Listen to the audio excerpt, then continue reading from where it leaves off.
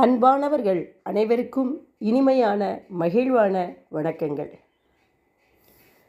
தீயினால் சுட்ட புண் உள்ளாரும் மாறாதே, நாவினால் சுட்டவிடு என்கிறார் உலக பொதுமறையோர் வள்ளுவர். எவ்வளோ பெரிய பொருள் பொதிந்த திருக்குறள். இதை நாம் தினமும் மனதில் வைத்து கொண்டோமே ஆனால் என்றுமே அமைதிதான் நிலவும். மகா பெரியவா அவருடைய அருள்வாக்கு படித்ததை பகிர்ந்து கொள்கிறேன். பூமியை விட்டு செல்லும் முன் என்னிடம் பாவமே இல்லை எனும் உயர்நிலையை அடைய முயற்சி செய். இப்போ புரியுதா நான் ஏன் முதல்ல அந்த திருக்குறளை சொன்னேன்னு? பாவமே இல்லை அப்படி என்ற நிலை வர வேண்டும் என்றால் யாரையும் மனதளவாலும் நினைவாலும் துவேஷம் செய்யக்கூடாது என்பதுதான். ஏனென்றால் இந்த பிரபஞ்சம் நாம் எதை கொடுக்கிறோமோ அதுவே திரும்ப நம்மளை வந்து அடையும் என்பது சத்தியமான உண்மை. மனிதனாக பிறந்தவர் யாராக இருந்தாலும் என்றாவது ஒரு நாள் இங்கிருந்து புறப்பட்டே ஆக வேண்டும்.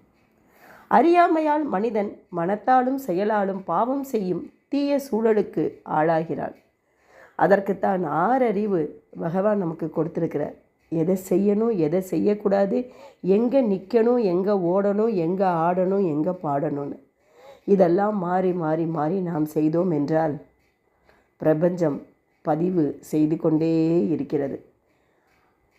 அந்த பதிவுக்கான விடிவை நாம் கொடுத்துத்தான் ஆக வேண்டும் என்பதை மனதில் நாம் என்றுமே வைத்து கொள்ள வேண்டும்.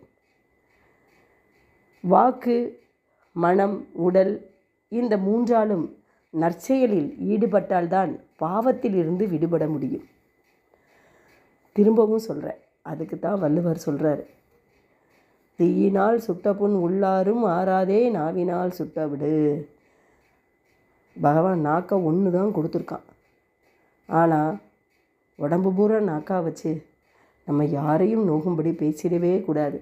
நாம் நினைத்து கொள்கிறோம் நாம் அவங்கள பேசிட்டோன்னு. ஆனால் அந்த பேச்சு பதிவாயிட்டிருக்குங்கிறது மைண்டில் இருந்துக்கிட்டே இருக்கணும். அவரவர் வாழ்க்கையை அவரவர்கள் வாழ வேண்டும். வாக்கு ஒன்றாக இருக்க வேண்டும். உலகில் உள்ள எல்லாம் ஒன்றே என்று தெளிவு வந்துவிட்டால் தீய குணங்கள் எல்லாமே மறைஞ்சு போயிடும். ஹரஹர சங்கரா ஜெய ஜெய சங்கரா, ஹரஹர சங்கரா ஜெய ஜெய சங்கரா, ஹரஹர சங்கரா ஜெய ஜெய சங்கரா. இன்றில் இருந்தாவது, இந்த க்ஷணத்தில் இருந்தாவது மகா பெரியவாரின் பாதங்களை பணிந்து வள்ளுவர் சொன்ன அந்த குறளுக்கு ஏற்ப நடந்து கொண்டால் நாம் இந்த பூமியை விட்டு செல்லும்போது என்னிடம் பாவமே இல்லை என்ற தீர்க்கமான ஒரு மகிழ்ச்சியில் நாம் புறப்படலாம் என்று கூறி உங்களிடமிருந்து விடைபெறுகிறேன். நன்றி, வணக்கம். வாழ்க வளமுடன், வாழ்க வையகம். இந்த வீடியோ உங்களுக்கு பிடிக்கும்னு நினைக்கிறேன். லைக் பண்ணுங்கள், ஷேர் பண்ணுங்கள் அண்ட் சப்ஸ்கிரைப் பண்ணுங்கள். தேங்க்யூ.